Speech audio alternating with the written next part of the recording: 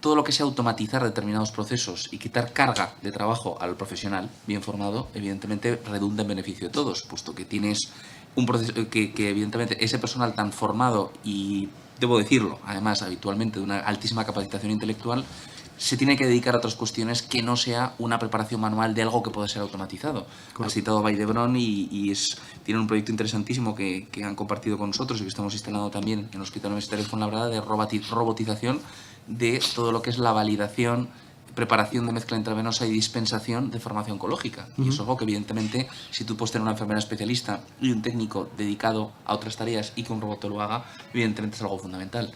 Y lo digo porque, además, la tercera y última opinión del doctor Ezquerra me interesa mucho, justamente también hablando de lo que aporta el mayor valor, la mayor fuente de financiación del sistema, que son sus profesionales. En este caso podemos hablar de profesionales médicos, pero para que no nos acusen de corporativismo, hablemos de todos. Pero evidentemente es así. Es decir, la innovación tiene que servir al profesional para que el profesional pueda hacer mejor su tarea y esto redundará en el beneficio del paciente. No sé, Julián, lo que tú opines. Sí, lo primero, agradecer la invitación a la universidad. Por supuesto, ser el último en intervenir da ciertas ventajas y ciertos inconvenientes. Encuentra a la gente un poco cansada, pero también me sirve para bajar, poner los pies en el terreno, en el suelo, bajar de esta nube, ¿no?, que nos habéis contado, maravillosa, todo el mundo sabe que está ahí, pero a mí me gustaría, como bien has dicho tú antes, Carlos, hacer las cosas de otra manera, ¿no? Y en este momento, a mí, como profesional médico, y lo puedo extrapolar a enfermería y a cualquier otro que trabaje con pacientes, la mayor innovación que en estos momentos tenemos no es las últimas resonancias magnéticas que están incorporando, los aceleradores lineales, el PET, el TAC de última generación, los modernos Da Vinci que se ponen a diestro y siniestro sin que nadie sepa para qué. La mayor innovación no está en la terapia génica, la terapia celular, todos estos avances tan tremendos que vemos en este momento, y me parece a mí, de verdad, que en este momento lo más coste eficiente, gerente, lo más coste efectivo, eficaz que tenemos es el tiempo. El tiempo. Y hemos cambiado la tecnología deslumbrante y hemos perdido el tiempo. Un tiempo que en la época en la que yo estudiaba, años 70, los médicos utilizábamos para hacer unas historias clínicas que constaban de la tradicional historia clínica galénica, hipocrática, ¿no? ¿Y qué le pasa a usted? ¿Y desde cuándo? ¿A qué se lo atribuye? Y explorabas, y percutías, y ajultabas, y olías, y palpabas. Y después de aquello hacías unos razonamientos sin tantas máquinas, sin ordenadores, sin Big Data, sin grandes software que te ayudasen, y en tu cabeza, no deja de ser una máquina muy moderna, muy potente también, difícilmente superable en muchos aspectos por las modernas máquinas, y hacías un diagnóstico diferencial, un presumible diagnóstico, y en base a eso decidías qué pruebas complementarias pedías, qué técnicas de imagen voy a pedir, qué pruebas de laboratorio necesito para, de alguna forma, confirmar aquella sospecha diagnóstica que yo tenía, y una vez confirmado, hecho el diagnóstico, proceder a los tratamientos adecuados. Ojalá entonces tuviésemos los grandes arsenales terapéuticos que tenemos en este momento. Pero esto era la medicina tradicional, la medicina de toda la vida, la medicina de cercanía con el paciente.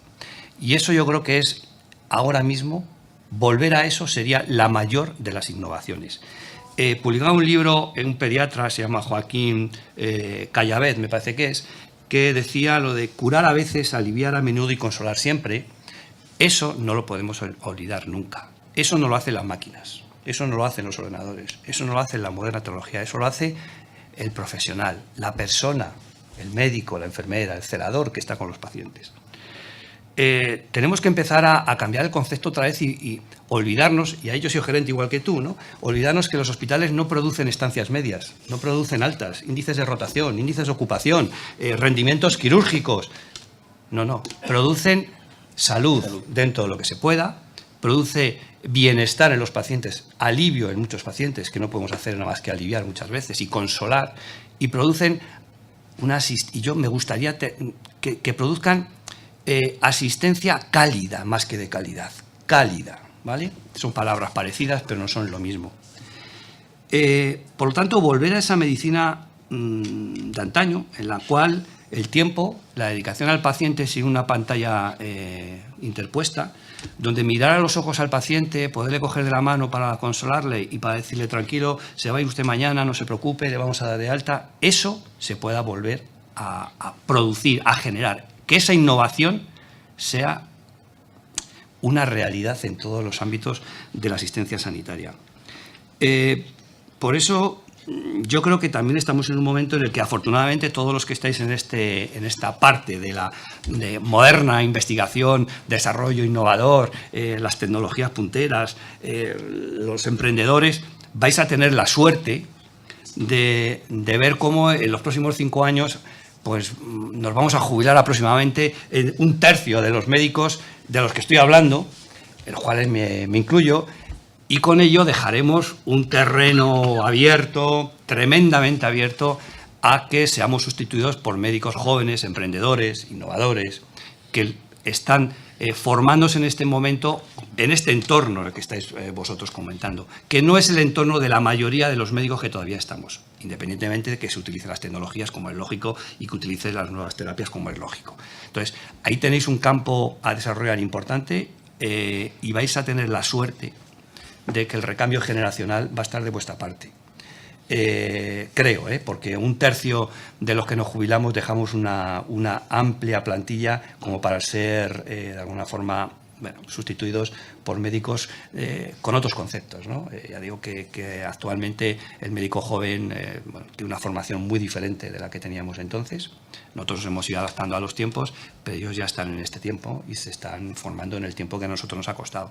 Contábamos antes, ¿no?, anécdotas como pasar a un hospital con una historia 100% en papel a una historia electrónica de la noche a la mañana, y fue como traumático. Y sin embargo ahora, cuando la plantilla médica de ese hospital era tremendamente añosa, veterana, ahora no les quites el ordenador. Si un día se para 1 hora el programa del Selene, aquello es un caos, ¿vale? O sea, y hasta entonces se podía sobrevivir sin los ordenadores, sin la historia electrónica.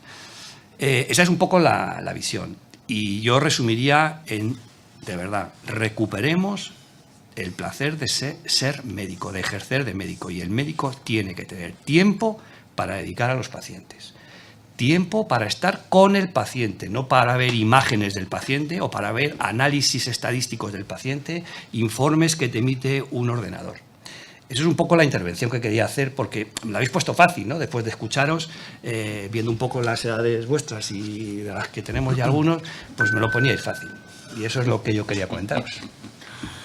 Muchísimas gracias, Julián, porque es cierto que, a ver, yo estoy de acuerdo con todo lo que has dicho, esto de entrada, aunque no sé si el moderador tiene que opinar justamente y mojarse tanto, pero es verdad, porque aparte que es un recurso preciosísimo, es el más escaso, claro, tiempo del profesional, ¿no? Y que eso es lo que incluye muchísimas cuestiones. Y es verdad que todos tenemos anécdotas en las cuales señeros catedráticos nos han comentado aquello de: no, es que los médicos jóvenes, como os falta pericia en la anamnesis clásica, pedís un montón de pruebas por si acaso, ¿no? A ver si efectivamente no se os escapa algo. Y por cierto, son pruebas que evidentemente no son inocuas y que a veces producen problemas de seguridad del paciente, y por supuesto ahí está el coste, ¿no?, de una resonancia, de un PET-TAC o determinadas pruebas que aportan poco valor.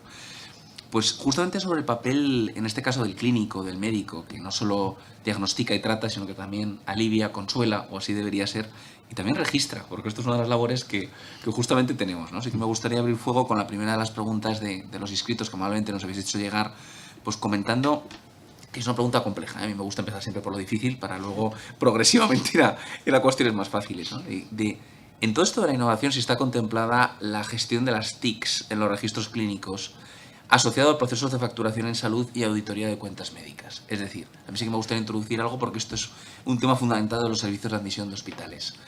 ¿Cómo registras la actividad realizada, que cada vez es más compleja, con un sistema de codificación que cada vez probablemente deshumaniza por una parte, indudablemente, y por otra parte reduce a determinados términos procesos que son complejos y dinámicos? Una intervención quirúrgica que no siempre es lineal, que siempre surgen complicaciones y que paradójicamente, pues en lugar de valorar lo que realmente producimos, ¿no?, si hablamos en términos empresariales, si queremos, de los hospitales, los centros de salud, que producimos o intentamos producir, como bien decías, Julián, salud, resultados en salud en la población, se nos valora cuantitativamente.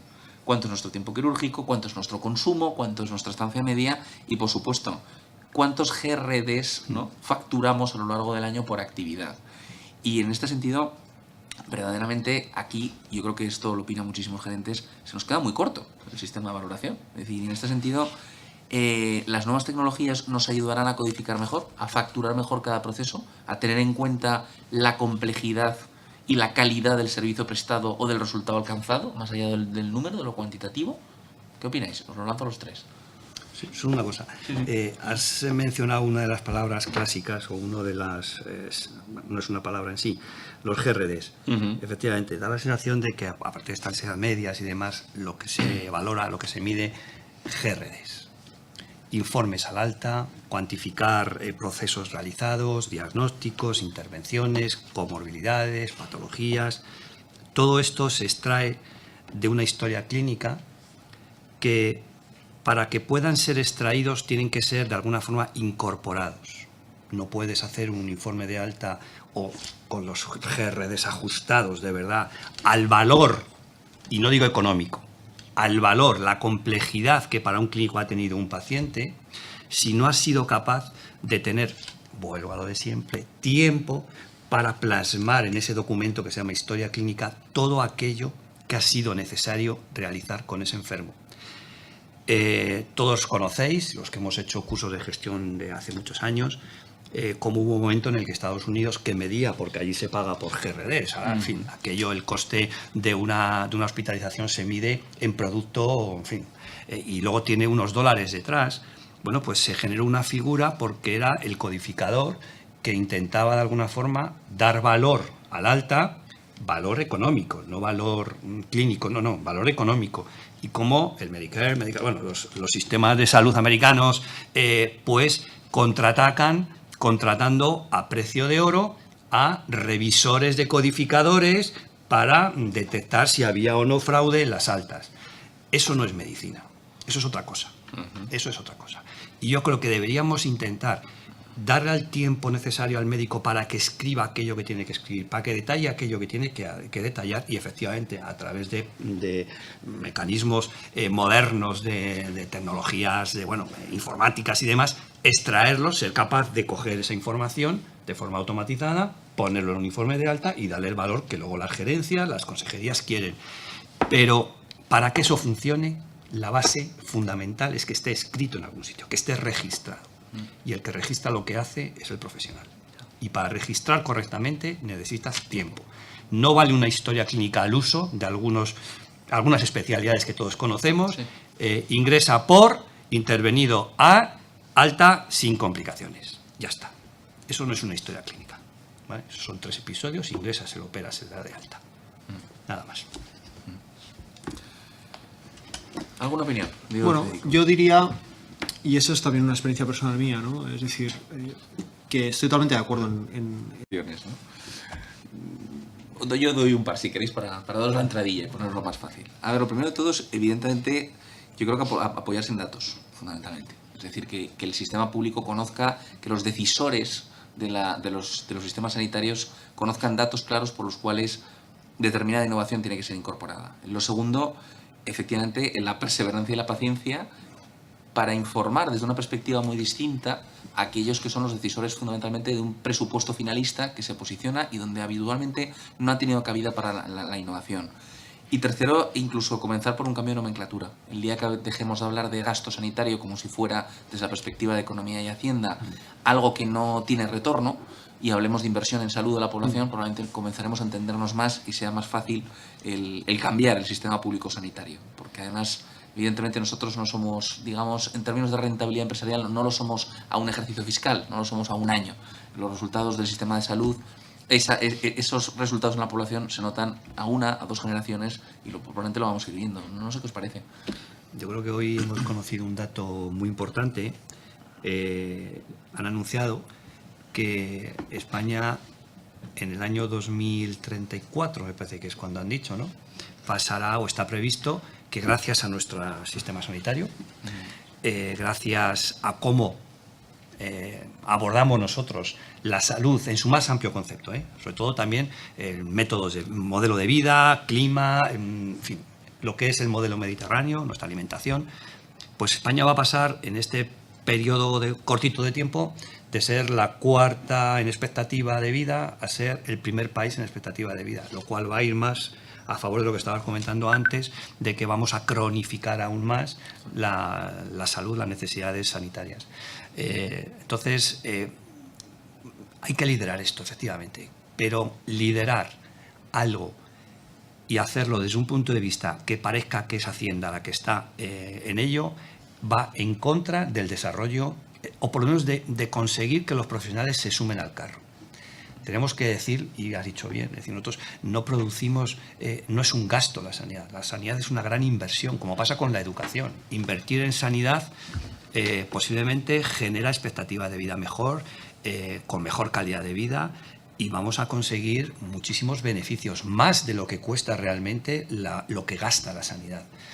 Y alguien tiene que contar eso a la gente, alguien tiene que ser capaz de liderar estas ideas, ¿no? Y añadiría algo más antes de pasar a la última pregunta, las conclusiones. Bueno, en primer lugar, gracias a los ponentes de la mesa por el debate tan rico, tan enriquecedor que hemos tenido hoy. Sé que vamos mal de tiempo, pero es que no me puedo resistir a hacer una pequeña pregunta de algo que el doctor Mura ha iniciado en la presentación, de algo que el doctor Esquerra también ha dejado entrever y va relacionado con la humanización de la atención sanitaria. De hecho, hay una Dirección General de Humanización de la Atención Sanitaria. ¿Cómo puede ayudar la innovación y la tecnología en la humanización de la atención sanitaria, que me lo puedo imaginar, y viceversa? ¿Cómo la humanización en la atención sanitaria puede ayudar a la innovación y la tecnología en la gestión sanitaria? Julián, por favor. Sí, yo creo que fue una sorpresa para mí, por lo menos, cuando se empezó a hablar de la Dirección General de Humanización. Ya no sé si es una dirección general, ya es una viceconsejería, o sea, ha aumentado el estatus al segundo nivel dentro de la consejería. A mí me da pena que se haya creado eso. Y no digo porque no sé, lo digo muy claro el porqué, es decir, porque eso lo que está diciéndonos, está trasladando a la población, es que efectivamente la medicina se ha deshumanizado. Se ha deshumanizado. Y se ha deshumanizado por eso que estábamos comentando antes. Estamos perdiendo aquella forma de hacer medicina, aquella forma en la que aprendimos muchos la medicina y que en este momento es tan difícil de practicar. Que tengamos que volver a hablar de humanización en una profesión humanística, tremendamente humana, como es la nuestra, a mí me dio pena.